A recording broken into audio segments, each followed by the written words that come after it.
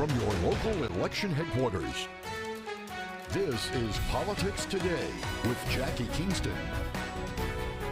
The rise of COVID cases continues to impact schools locally and nationwide. We'll take a look at the impact of the update of the plan in place for Texas and other schools in our area.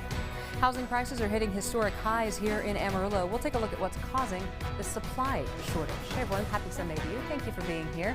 A lot going on locally, statewide, nationally. What a great time to be a voter. You still have time to register before the March 1st election. Your deadline is tomorrow, January 31st. Getting on now to the news of the week. The Texas Education Agency has updated their isolation guidelines for students and staff. According to their new guidelines, people who come in close contact with someone that is positive will need to quarantine if they have not received the initial dose of the COVID vaccine or if they have received the single dose of the Johnson & Johnson vaccine more than 2 months before exposure. Now, these changes come after recent school closures and confusion about former guidelines. CVS, Walgreens announcing that they will be offering free N95 masks in the next coming weeks. CVS and Walgreens partnered with the current administration for this initiative. The pharmacy says they'll have masks in varying sizes and participants can pick up a maximum of 3 masks per person. They expect to begin today on Friday, and that will continue through the rest of the time supplies lasts. Masks will be available again while those supplies are in store. Coffee Memorial Blood Center says it will provide COVID convalescent plasma for patients who need it. They say the antibody testing has also been extended through February 8th. This happens as the state's first unit of new and improved plasma is ready for transfusion. The treatment is used for outpatient treatments in order to prevent the progression of a COVID infection. And so we did have to get rid of all of our old convalescent plasma. So we're starting over, like building up new inventory. And so if we can have donors that come in after having COVID-19 after 14 days and give a whole blood donation, we can determine if their levels are high enough to use for convalescent plasma. Again, Coffee is collecting the convalescent plasma and not distributing it. To donate, you do have to have proof of symptomatic COVID within the last 6 months, as well as being more than 10 days out from full recovery, regardless of your vaccination status. Texas Health and Human Services now offering signing bonuses to help fill nursing vacancies at our state hospitals and state-supported living centers. Across Texas, those facilities have nearly 3,000 positions to fill. HHSC is now offering $5,000 signing bonuses for new registered nurses, $3,500 signing bonuses for eligible licensed vocational nurses, and $2,500 in bonuses for psychiatric nursing assistants at facilities all across the state. State hospitals say those vacancies are impacting their level of care. You know, it results in, at least for us at the hospital, the fewer people that we have on staff, the fewer people we can serve. HHSC is funding those bonuses through its annual budget. You can find more about the openings on their website. Officials with the Texas Workforce Commission announced that Texas hit a record level of unemployment at the end of last year. According to a report put out on Friday, the Texas unemployment rate is sitting at 5%. That's a 0.2% drop from November, but the state is still reporting more than 13 million jobs all throughout the state. Amarillo and the Austin Round Rock metropolitan areas have the lowest rate in the state, sitting at only 2.9%. College Station, Bryan follows with 3.2%. Abilene and Lubbock follow them with 3.3%. Amarillo home prices jumping to historic highs while availability is historically low. Politics Today's Rochelle Hamilton Jr. sat down with local real estate pros to get the scoop. The median price of a home in Amarillo rising 12.1% to just over $215,000 for a multitude of reasons. We've had historically low interest rates. The other thing is we've had very high government stimulus in our economy. So that's driving it. Plus we've had very few foreclosures happening over the last year and a half. And we have the historically high demand for housing. According to the Amarillo Association of Realtors, the number of active listings in Amarillo dropped to just more than 370 in 2021. The lower number of active listings is our biggest problem right now, especially in the lower price range. It has caused a hyper-competitive market right now, which is forcing buyers to buy new instead of used. and buying new, that's also forced the materials to go up. The AAR says the Amarillo market is red hot right now. People are waiving inspections and paying over appraisal price, which makes it easier for the lenders to go ahead and start the process because they don't have to order the inspection before they start. Alt says while the numbers look good for sellers, if you're buying, he's got some advice for you. If you're buying, it's not so good. You're going to have not all that much to choose from, but just keep looking and use the resources of a real estate professional.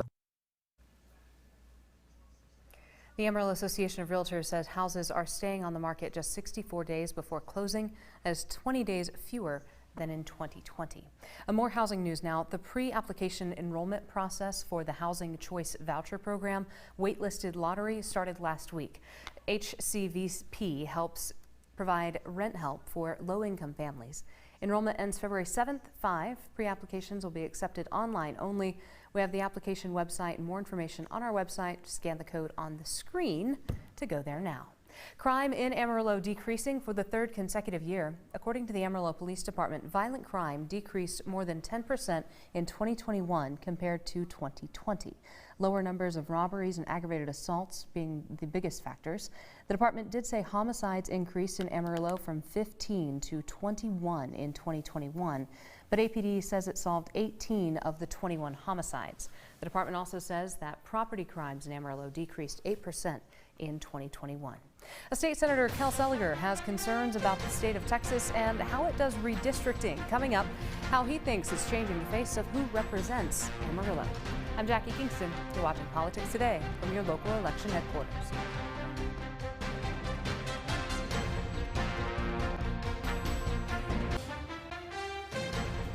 Welcome back. State Senator Kel Seliger gives a sworn statement regarding the legality of Texas's redistricting efforts and giving his thoughts on the effects it's had on Senate District 31. Politics Today's Judd Baker has more on his testimony. Texas redistricting efforts have been lined with lawsuits against Governor Greg Abbott, Lieutenant Governor Dan Patrick, and several other state officials. Now, State Senator Kel Seliger of District 31 being deposed on January 19th in a suit relating to Senate District 10's redistricting. The senator, who was the chair of the Senate Select Redistricting Committee in 2011 and 2013, brought in as a witness on the case. In his deposition, Seliger described how in 2012, a 3-judge federal court panel ruled the Senate map was, quote, racially discriminatory because it dismantled Senate District 10 and cracked apart its minority communities. With that federal ruling as the basis for his testimony, Seliger argued that the, quote, 2021 Senate redistricting process saw untrue pretextual explanations given for why the lines were drawn the way they were. That quote from a presentation Seliger gave in the 3rd special session while discussing redistricting, but written by someone else. When asked what lines the senator believed were drawn with untrue explanation, he said District 31. In the deposition, Seliger was asked if he was concerned about it being or drawing a tougher race that year. He said, quote, they were taking counties that I had represented before and taking those counties out of the district and putting counties in the district that were closer to Midland, thinking that they would affect the vote in favor of the Midland candidate. He later says while referencing the redistricting of Senate District 31, quote, I think that's why it was done. I think there was a motivation.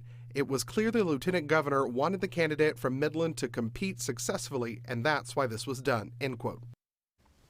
According to a preliminary injunction motion filed in November 2021, Seliger testified in a deposition saying, quote, having participated in the 2011 and 13 redistricting proceedings and having read the prior federal court decision regarding SD 10, it was obvious to me that the renewed effort to dismantle SD 10 violated the Voting Rights Act and U.S. Constitution. We do want to mention this lawsuit that the deposition was done for was not related to District 31, but for other districts in the state. And we did reach out to the senator for comment. We have not yet heard back. We'll update you if we do. Governor Greg Abbott has reappointed an Amarillo resident to the state's Independent Living Council. The CEO of Panhandle Independent Living Center, Joseph Rogers, will stay on that council. It helps develop the state's plan for independent living and serves as a resource for state and local organizations. His term lasts until 2024. The Texas power grid kept Texans' lights on during the cold snap last week, but energy analysts say this wasn't a true test of improvements made to the grid.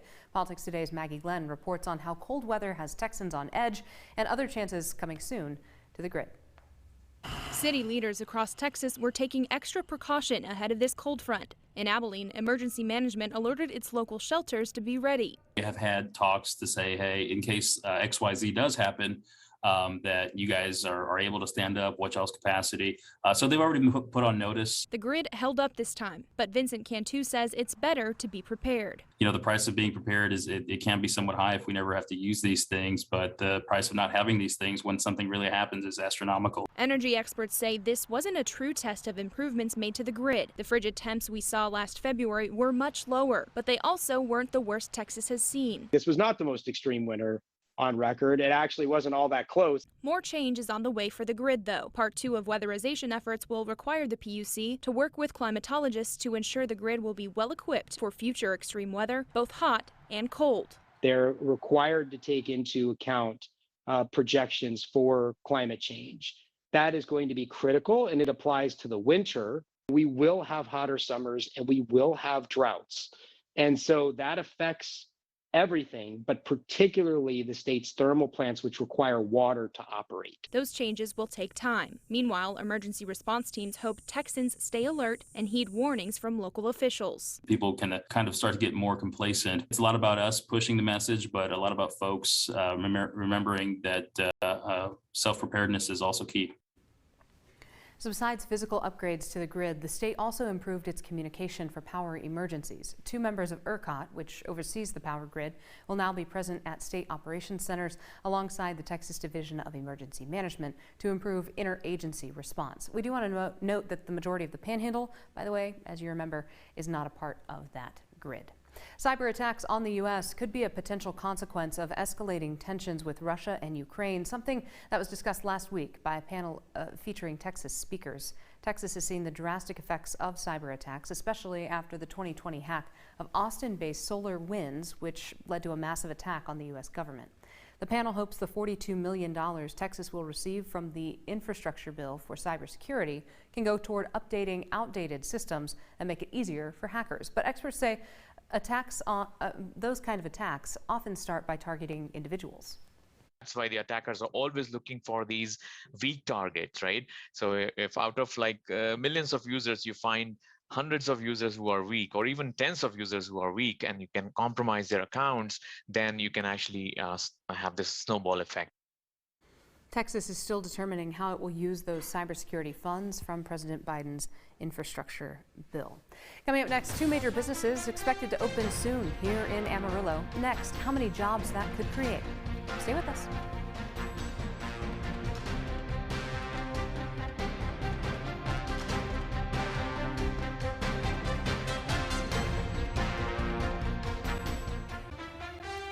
A federal judge has ruled in favor of BNSF Railway Company to prevent their workers' unions from striking over a new attendance policy. Court records detail that U.S. Judge Mark T. Pittman agreed with BNSF that the strike would hurt their transportation and revenue, as well as hurt the general public by exacerbating the current supply chain crisis. Pittman also agreed the union's strike would mean about 17,000 workers would violate their obligations. The temporary restraining order is set to expire on February 8th. The Amarillo Economic Development Corporation provided an update on 2 businesses that are coming to Amarillo this year. President and CEO Kevin Carter says both Amazon and Cacique are on track to open this year. Cacique is looking to hire 200 employees in the beginning and slowly expanding. Carter adds Amazon is looking to hire over 500 full-time employees to work at that fulfillment center, which is specializing in picking, packing, and shipping large items, including furniture, outdoor equipment, and appliances. He says Amazon typically hires 6 to 7 weeks before their operational date. Full-time to in the Amazon world is 30 plus hours. You get full benefits at 30 hours. So that's, it's a great, way. If you don't want to work the whole 40 hours, you can have benefits at 30. We also reached out to Amazon and Cacique for an update on their hiring processes, but we have not yet heard back at this time. Google facing separate lawsuits from 4 bipartisan attorneys general, including Texas's. The lawsuits allege Google has misled users about location services data. It mainly applies to Android users who use native Google apps on their phones. While you can disable your location services, the lawsuit claims Google can still track and use data if users do not also disable it in another setting. Because Google profits off selling this data to advertisers, tech experts warn that it creates privacy concerns for consumers. That's the danger, is that we've gotten so used to it that we've kind of let our control of this erode little by little with every iOS and Android update, with every new app that comes out that we want to be a part of that tracks our location or tracks other information. In a statement, Google said the lawsuits are based on, quote, inaccurate claims and outdated assertions, pointing to a 2019 feature that allowed users to automatically delete location data. Texas is asking for a jury trial for this case. If found guilty, it's asking the judge to demand Google pay restitution to anyone affected by those practices. Several organizations in Amarillo holding a meeting to discuss ways to improve the TriState Fairgrounds. Coming up, how you can give your input on that project.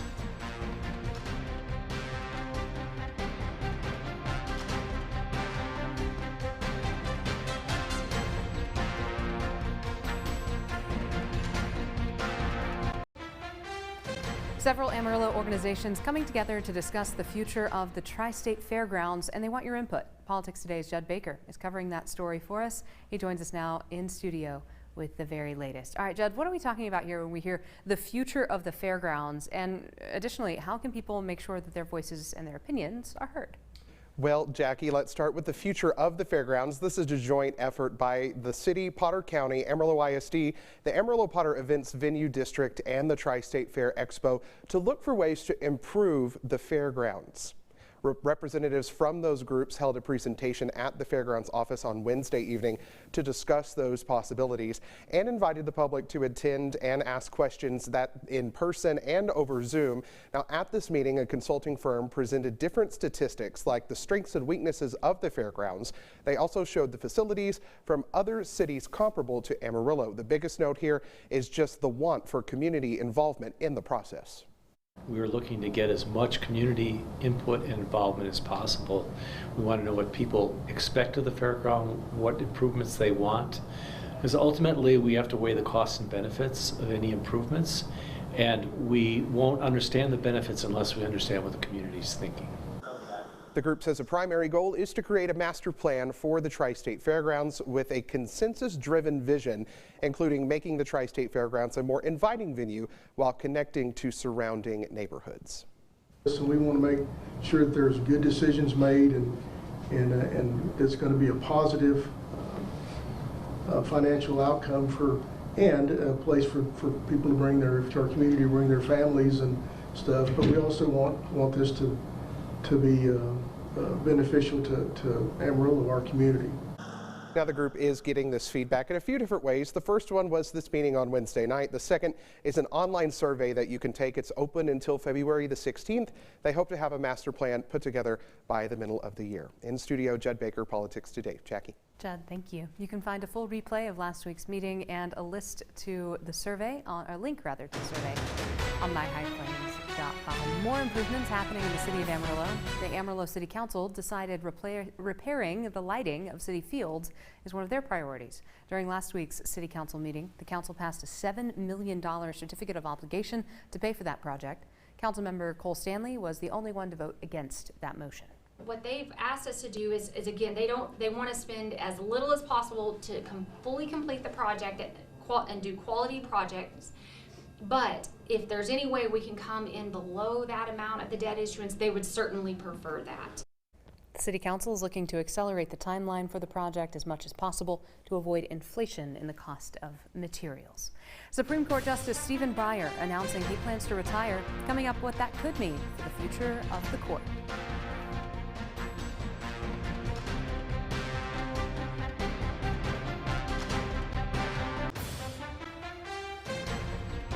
One final story for you that hit our radars this week. Supreme Court Justice Stephen Breyer announcing he plans to retire at the end of his term this year. The term ends in June.